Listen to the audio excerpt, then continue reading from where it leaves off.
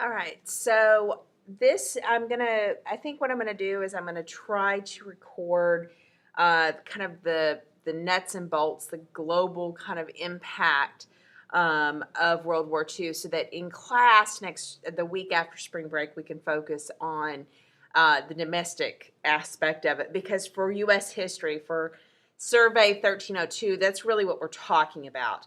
Um,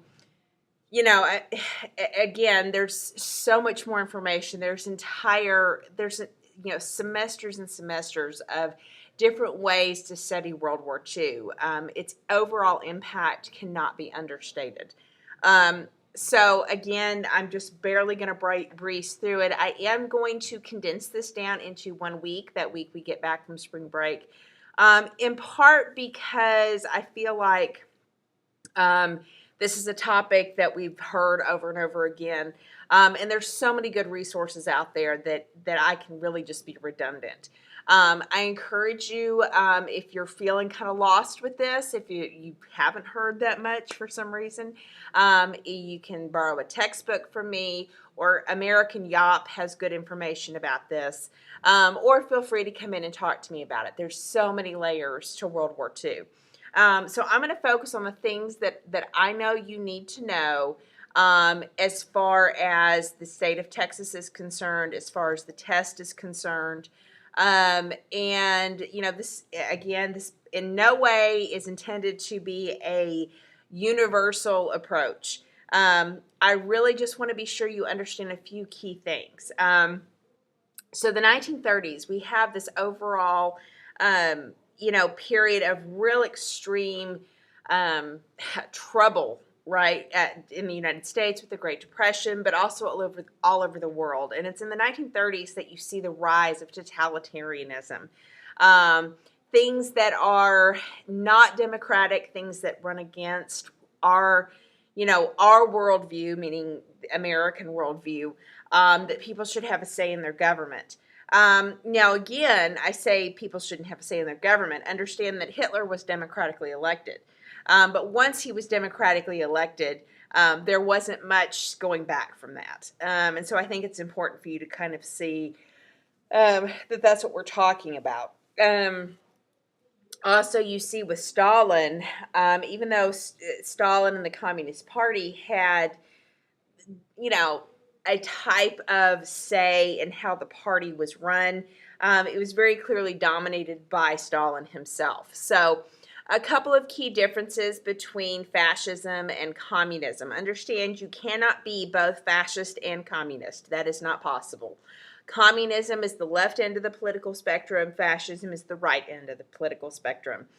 They might both be totalitarian. They might both be militaristic, but they're both very different systems. Communism is a single party, controls and plans everything about society. Often they control the news media. And they kind of limit access, but they also plan the economy, and they tell people what to produce, and they often control wages and prices and distribution and all that kind of stuff. And the Soviet Union, which is there's two main communist powers that we look at going into the 1930s. One of them is the Soviet Union. That's the big one.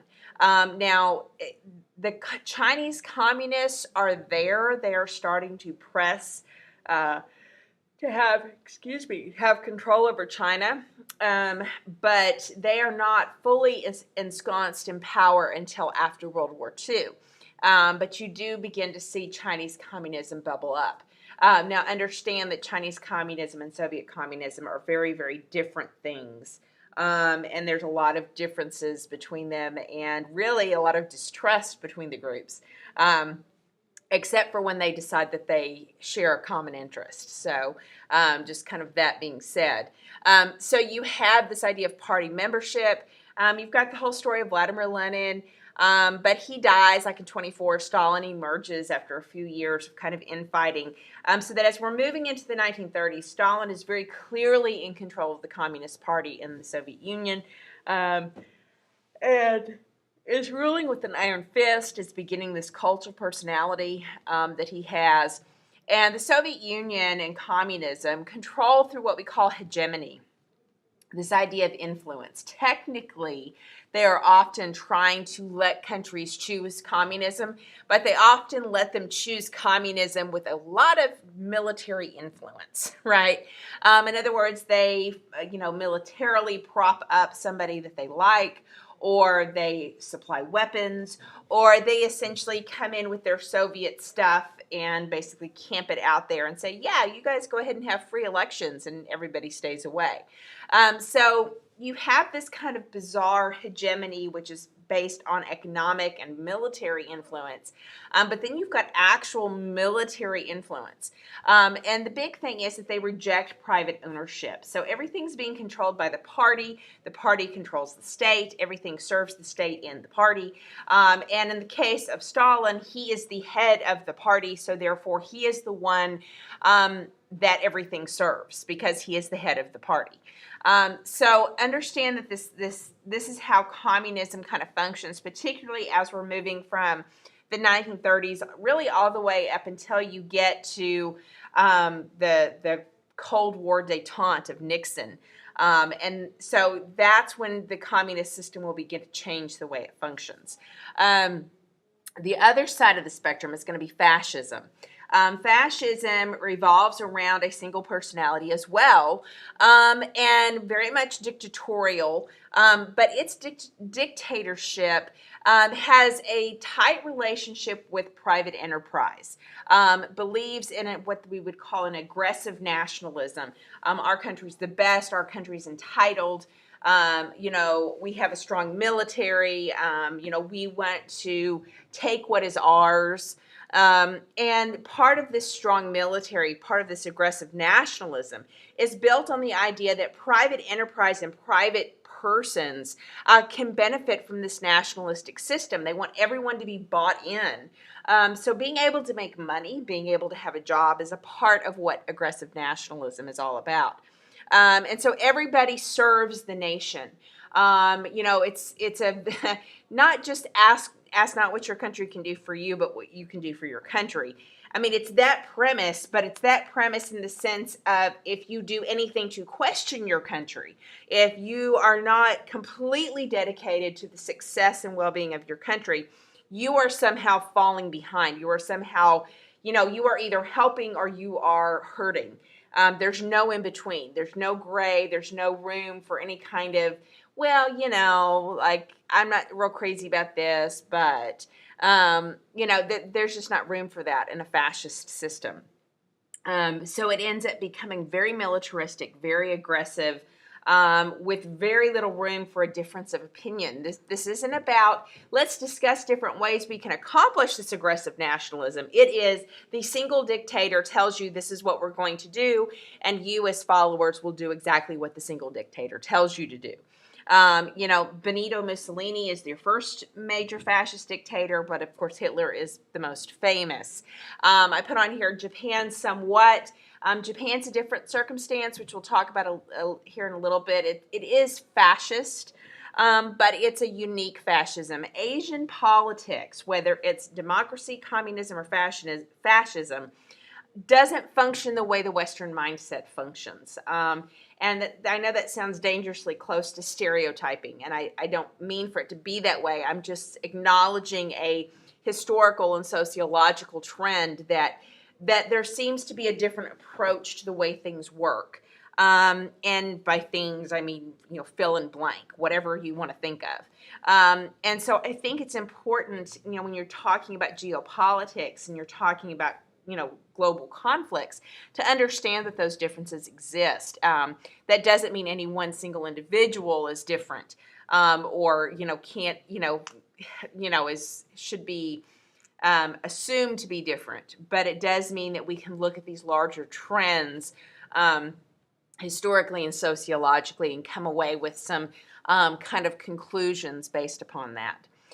You have fascism is virulently violently anti-communist. In fact, everything about fascism says, no, we are not going to, this is about the country and the leader of the country, and everything serves this leader, and as opposed to the party and the people, and the state being made up of the people, which are the party. And so the two extremes do not like each other. That's why I say you cannot be both communist and fascist. And yes, I know that the fascists of Germany labeled themselves National Socialists. That's a little bit part of their, sales tactics, if you will. And indeed, there's some evidence that you had some Nazi leaders that flirted with socialism and communism, but they embrace this different idea. I mean, you still have strong state control, you still have strong state leadership, but there's just some significant nuances that about how things function that you need to understand. And you need to mostly understand that these are the two main totalitarian regimes that we have. Okay, so I've spent way too much time talking about that. So Soviet aggressions, European aggressions, big thing. So this territory here, this was lost to France after World War I. This is actually part of the territory they were fighting over back before World War I. You've got the annexation of Austria, which my Sound of Music fans, this is what this is about. And then you've got this area of Czechoslovakia when they create, when Czechoslovakia is given land, this whole section right here is ceded to them. This is a very mineral-rich area. That's one of the problems. And then you can see that they gave Poland this little port right here that kind of divided this little Prussian area right here. So Germany, and they're going to begin this process as early, really, as like right after the 1936 Berlin Olympics. They're going to start talking and kind of demanding living space that that the German people need more space to live in and breathe. And so they're going to start to demand some of these territories back. And so they're going to demand, they're going to offer to have free elections in Austria to let Austria rejoin Germany. Or for them to join as one country. This is, obviously, if you watch Sound of Music, that doesn't happen. The deal is that Hitler says, oh, well, the communists are going to throw the election, so we have to come in and send troops in, and then they basically never hold the election. This here is what we call Sudetenland. So the principle of appeasement is based upon this territory, as well as based upon some of this territory. So this Rhine land, this Sudetenland, these are places that that were appeased to Hitler, and people said, "Here you go, Hitler. You were right. The Treaty of Versailles was terrible. Here you go. There's it back." So this is why Hitler is going to think, going into 1939, that Europe will just cede to him whatever he demands and asks for. And of course, there's a lot of nuances to this, but that's kind of where we are going into 1939. Now, when he sweeps in September, he'll sweep in here towards Poland, and this is what will actually trigger World War II in September of 1939. Obviously, this particular cartoon is showing the tentacles of Hitler trying to expand all over the world. And you had people in the 1930s that were becoming very concerned about that. Japan's another one. You can definitely see this actually goes to 1942 and some of the earlier aggressions that you have. Understand that you have Japan, which is right here. Here's the Soviet Union. Here's Alaska. There's Hawaii. So Japan, of course, is very landlocked. They don't have a ton of resources, right? We've talked about this before. And so in 1937, they're going to invade Manchuria. And there's some historians that would argue this is actually when World War II begins, because this invasion of Manchuria is going to really signal a turning point as far as global tensions.